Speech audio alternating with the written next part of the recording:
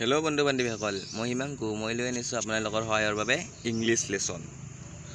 প্ৰথমে মই মোৰ ইংলিছ লাৰ্ণ চেনেলত আপোনালোকক স্বাগতম জনাইছোঁ। মই আৰম্ভ কৰিছোঁ ইংলিছ গ্ৰামাৰৰ টেন্সৰ পৰা। যিটো অবিহনে ইংলিছ আমি শিকিব নোৱাৰিম, সেয়ে আমাক টেন্স লাগিবই।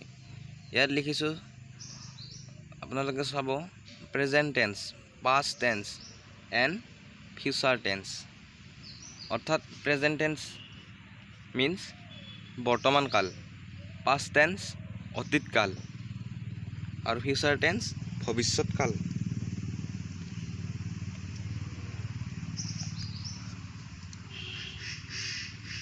এই টেন্স কেইটা জানিবলৈ হ'লে আমাৰ কেইটামান উদাহৰণ জানিব লাগিব।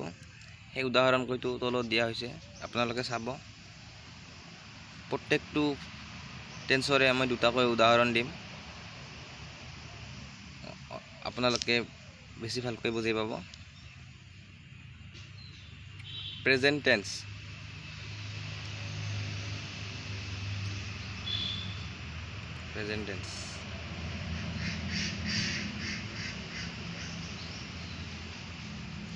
I go to school, অৰ্থাৎ মই স্কুললৈ যাওঁ।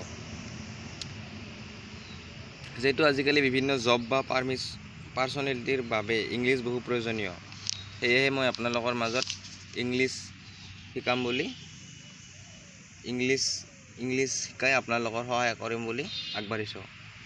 দ্বিতীয়তে হ'ল I take tea, অৰ্থাৎ মই চাহ খাওঁ। এতিয়া এইবিলাক আপোনালোকে চাব, বৰ্তমান হৈ আছে। মই চাহ খাওঁ, এইটো generally. I go to school, এইটো বৰ্তমান হৈ আছে। মই স্কুললৈ যাওঁৱেই, অৰ্থাৎ মই স্কুললৈ যাওঁৱেই। দ্বিতীয়তে চাব পাষ্ট টেন্স।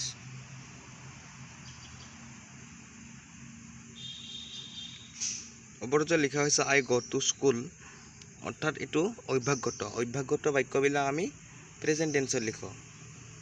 দ্বিতীয়তে চাব আপোনালোকে পাষ্ট টেন্স লিখা হৈছে I went to school, অৰ্থাৎ মই স্কুললৈ গৈছিলোঁ। যিটো কাম আমাৰ অতীত কালত হৈ গৈছে, সেই কামটো আমি বুজাবৰ বাবে পাষ্ট টেন্সত লিখোঁ। I went to school, অৰ্থাৎ মই স্কুললৈ গৈছিলোঁ। এয়ে হ'ল আমাৰ tense, present tense, past tense, future tense. দ্বিতীয় এক্সাম্পলটো আপোনালোকে চাব, I took tea, অৰ্থাৎ মই চাহ খালোঁ বা খাইছিলোঁ, মই চাহ খাইছিলোঁ।